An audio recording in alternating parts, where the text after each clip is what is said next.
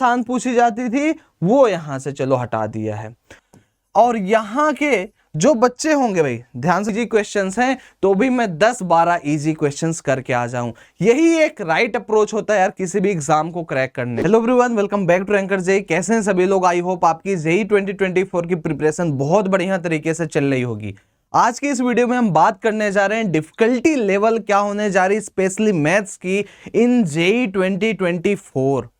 अगर आप ध्यान से देखो तो इस बार काफी हद तक सिलेबस उन्होंने रिड्यूस किया है, चाहे फिजिक्स की बात करें, चाहे केमिस्ट्री की बात करें या फिर मैथमेटिक्स की बात करें। तो इस रिड्यूस्ड सिलेबस के साथ क्या हमारे इस पेपर की डिफिकल्टी पे भी कोई फर्क पड़ने जा रहा है, इसकी बात हम इस वीडियो में करने जा रहे हैं। अगर हम सिलेबस की बात करते हैं, ये सभी चीजें आपको पता है भाई कि किस पर्टिकुलर चैप्टर से कौन सा टॉपिक रिमूव किया गया है। अगर आप उसके इंपॉर्टेंस की बात करते हो, डेफिनेटली यार ये जो टॉपिक्स रिमूव हुए हैं कहीं ना कहीं बहुत ज्यादा इंपॉर्टेंट रोल प्ले करते थे। जब भी आपसे जेईई में क्वेश्चन पूछे जाते थे तो डेफिनेटली इन टॉपिक्स का भी यूज बहुत बार हुआ है। अगर आपने पीवाईक्यूज अपने लाइफ में कभी सॉल्व किया होगा तो आप इस चीज को फील कर सकते हो। और कहीं ना कहीं यार आपके दिल पे एक बहुत बड़ा चोट भी लगा होगा कि भाई ये एमआर गायब हो गया, क्योंकि इसके भरोसे +4 मार्क्स आपके फिक्स होते थे। और वेक्टर अलजेब्रा में से ट्रिपल प्रोडक्ट वगैरह हटा दिया और 3D की बात करें तो उसमें से पूरा का पूरा प्लेन गायब हो गया है।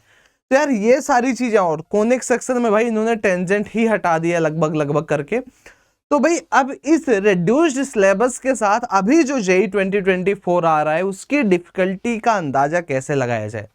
आप जरा दिमाग से सोचना यार, जो प्रीवियस पेपर्स होते थे, अगर हम बात करते हैं ईयर 2016, 17, 18, 19, इवन 20 तक, अगर आप इस चीज को फील किए होगा और आपने अगर कभी भी इतना पीछे जाके पीवाईक्यूज को देखा होगा और देन उसके बाद बात आती 21, 22 और 23 की, तो आप डेफिनेटली इस चीज को फील करने जा रहे हो भाई कि इनका जो लेवल था इससे कहीं ना कहीं ज्यादा अप था इनका लेवल, और इनका जो लेवल था एक मीडियम पेपर के रूप में इसे काउंट किया जाता था। जो 21, 22, 23 के पेपर्स अगर आप ध्यान से उसे देखोगे तो आपको वहां पे ये चीज रियलाइज होती है कि भैया यहाँ पे तो जो क्वेश्चंस दिए जा रहे हैं उसको सॉल्व करना आसान भी है अगर, तो वो कहीं ना कहीं बहुत ज्यादा लेंदी है। और इतने लेंदी प्रॉब्लम्स में दिक्कत आती है कि हमारा का पूरा टाइम वेस्ट हो जाता है और वहां पे हमें कैलकुलेशन मिस्टेक भी ज्यादा से ज्यादा चांसेस होते हैं कि हम कर बैठते हैं। तो क्या फिर से ये वाला पैटर्न आ सकता है भाई 16, 17, 18, 19, 20? अच्छा, कई बच्चों को ये चीज रिलेटेबल नहीं लग रही होगी, तो एक बार मैं उन्हें दिखाना चाहूंगा कि भाई कि कैसा पेपर था हमारा 2020 का और कैसा आता है 2021 का। एक बार आप इसे ध्यान से देखो। ये पेपर है जो डुएबल पेपर है, जिनमें से आप 15 क्वेश्चंस आराम से सॉल्व कर सकते हो बिना किसी परेशानी के। ये पेपर था कि भाई एनसीईआरटी जो है, एनसीईआरटी से थोड़ा सा प्लस अगर हम कर देते हैं तो डेफिनेटली ये सारी चीजें एनसीईआरटी की ही थी, और अगर हम थोड़ा सा एनसीईआरटी से अपना लेवल अप करते हैं तो डेफिनेटली हम इस पेपर को सॉल्व कर सकते हैं। ये पेपर आपको दिख रहा होगा, आप 2020 का पेपर उठा के देखोगे, ये काफी पुराना पेपर हो गया, इसको भाई हुए आपके 3 साल हो चुके हैं पूरे के पूरे, है ना। इस तरीके से आपका पेपर था और जिसमें से क्वेश्चंस आप बड़े ही आसानी से अटेम्प्ट एटलीस्ट कर पाते थे। लेकिन जब बात आती है यार 2021 की, तो 2021 में चीजें थोड़ी सी बदल गई। 2021 में क्या हुआ, क्वेश्चंस जो हैं वो थोड़े से टफ आने लगे, हल्का हल्का जेईई एडवांस का पैटर्न इन्होंने पकड़ लिया, और साथ ही साथ में जो क्वेश्चन का लेंथ था भाई, जो आप सॉल्व करते थे तो वो लेंथ भी काफी हद तक बढ़ गया, जिसके वजह से अब हमें थोड़ी प्रॉब्लम फेस करनी पड़ती है। इवन कई बच्चों के माइंड में ये डर बैठ गया है कि अगर ऐसा पेपर आएगा तो मैं इसे सॉल्व कैसे करूंगा। और डरने वाली बात भी है यहाँ पे कि भाई आप इसे सॉल्व नहीं कर सकते, क्योंकि 4 से 5 ही क्वेश्चन में आपका पूरा का पूरा समय किल हो जाता है। अब मेरे क्या मानना भाई कि अगर इस हम सिलेबस की बात करते हैं, जो हमारे इंपॉर्टेंट टॉपिक्स थे यार, जैसे कि हम बात करते हैं, ये एक अच्छा टॉपिक था जिससे कि क्वेश्चंस पूछे जाते थे। और अगर हम बात करें भाई तो यहाँ पे कॉम्प्लेक्स नंबर की पूरा का पूरा कॉम्प्लेक्सिटी इन्होंने गायब कर दिया है। बीसी सबसे ज्यादा टफ सवाल बाइनोमियल थ्योरम से यहीं से बनते थे, जो कि इन्होंने रिमूव कर दिया है। अरिथमेटिक अगर हम सीक्वेंस एंड सीरीज की बात करते तो जो सबसे बढ़िया सवाल बनते थे इन्हीं का यूज करके बनता था भाई। और कई बच्चे डरते थे स्पेशल सीरीजेस से, जैसे एजीएस और अरिथमेटिक ज्योमेट्रिक सीरीज, या फिर कुछ स्पेशल सीरीजेस हो गए, वहीं से सवाल बनते थे, वहां भी ये चीज खत्म कर दी गई है। और अगर हम बात कर लेते हैं भाई कोऑर्डिनेट ज्योमेट्री की, जो चीजों का यूज करके सवाल में थोड़ा सा जान डालते थे, थोड़ा सा कठिन बनाते थे, उसे भी खत्म कर दिया है इन्होंने। 3D में प्लेन में कठिन सवाल बन पाते थे, लाइन में नहीं बन पाता था, प्लेन इन्होंने पूरा का पूरा गायब कर दिया है। वेक्टर में बच्चा scalar product, vector cross product या फिर डॉट प्रोडक्ट की बात करें तो दोनों कर लेता है, प्रोजेक्शन भी निकाल लेता है। लेकिन इन्होंने क्या किया भाई कि यहां से जो मेन था scalar and vector triple product, उसे भी गायब कर दिया। तो बेसिक सा सवाल ही यहां से बन सकता है। बेसिक सवाल कैसा, जैसे थोड़ा बहुत आपको क्रॉस और डॉट प्रोडक्ट का नॉलेज हो तो आप इसे यहां पे सॉल्व कर पाओगे। स्टैटिस्टिक्स एंड प्रोबेबिलिटी में इन्होंने ये चीजें हटाई हैं जहां से थोड़े से सवाल बनते थे। ट्रिग्नोमेट्री में से पूरा का पूरा हाइट एंड डिस्टेंस इन्होंने निकाल दिया है।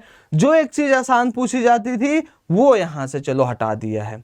तो आसान की बात करें तो 2 4 5 आसान चीजें भी निकाली गई और कुछ यहां से थोड़ी सी टफ चीजें भी निकाली गई। तो यार अगर हम पेपर के फॉर्मेट की बात करें, हालांकि बहुत रेयरली ही, ऐसा नहीं कि कभी भी हम उठा के कुछ भी चेंज कर देते हैं, बट अगर इस चीज की बात करते हैं भाई इन चीजों को हटाया गया है तो डेफिनेटली पेपर आपका थोड़ा सा कम लेवल का आने जा रहा है। अगर आप देखोगे अब का जो पेपर आएगा तो जहां तक मुझे ऐसा लगता है भाई कि जो पेपर का लेवल होगा डेफिनेटली थोड़ा सा डाउन होगा। और यहाँ के जो बच्चे होंगे भाई, ध्यान से समझना, इस चीज को फील करना। एक बच्चा यार जिसने सब कुछ पढ़ लिया मैथ्स में, ठीक है, मान लो मैं हूं जिसने सब कुछ मैथ्स में पढ़ लिया, बहुत एडवांस लेवल तक नहीं लेकिन एक मीडियोकर लेवल तक मैंने पढ़ लिया है, लेकिन मेरा सिलेबस कंप्लीट है। और एक आप हो जो डर डर के सिलेबस ही नहीं कंप्लीट किया या फिर किसी किसी चैप्टर को पूरा का पूरा स्किप कर दिया है, कंप्लीट स्किप मार दिया है। और आप हो कि भैया 50% ही आपका सिलेबस कंप्लीट हुआ है। अब ये बताओ भाई जो इजी या फिर मीडियम क्वेश्चंस आएंगे वो तो मैं कर ले जाऊं क्योंकि मैंने पूरा पढ़ा है। और अगर इजी और मीडियम उसी 50% में से आ गए जो आपने नहीं पढ़ा है तो वहीं पे आपको दिक्कत आ जाएगी। तो मैथ्स में यही होने जा रहा है यार, इस बार मैथ्स में ये होने जा रहा है कि कई बच्चों ने डर के मैथ्स पढ़ा ही नहीं है। तो अगर पेपर का लेवल उल्टा हुआ, अगर मैथ्स इजी आया और फिजिक्स कठिन आ गया, क्योंकि इस बार फिजिक्स के सिलेबस में आप ध्यान से देखोगे तो उन्होंने कई चीजें लिख लिख के ऐड की हैं, भैया ये चीजें इस बार एडेड हैं। तो अगर फिजिक्स का लेवल बदल गया और मैथ्स का भी लेवल बदल गया तो डेफिनेटली आप धोखा खा जाओगे। तो मेरा एक ऑनेस्ट ओपिनियन, इस वीडियो का बनाने का सिंपल सा यही मकसद था कि आप ये ज्यूम करके चलो कि भैया मैथ्स इजी आएगा, मीडियम पेपर आएगा। मैं कोशिश करूंगा भाई 80 to 90% सिलेबस बहुत एडवांस लेवल तक नहीं, मीडियम लेवल तक कर ले जाऊं, ताकि अगर 40% 50% इजी क्वेश्चंस हैं तो भी मैं 10-12 इजी क्वेश्चंस करके आ जाऊं। यही एक राइट अप्रोच होता है यार किसी भी एग्जाम को क्रैक करने का। आप कठिन क्वेश्चन के पीछे अपना समय मत बर्बाद करो। किसी भी पेपर में अगर आप ध्यान से देखोगे तो भाई 40% इजी, 40% मीडियम, 20% हार्ड आते हैं। तो अगर आपने इजी और मीडियम को भी टारगेट कर लिया भाई तब भी आप 100 में 80 क्वेश्चंस करके आते हो।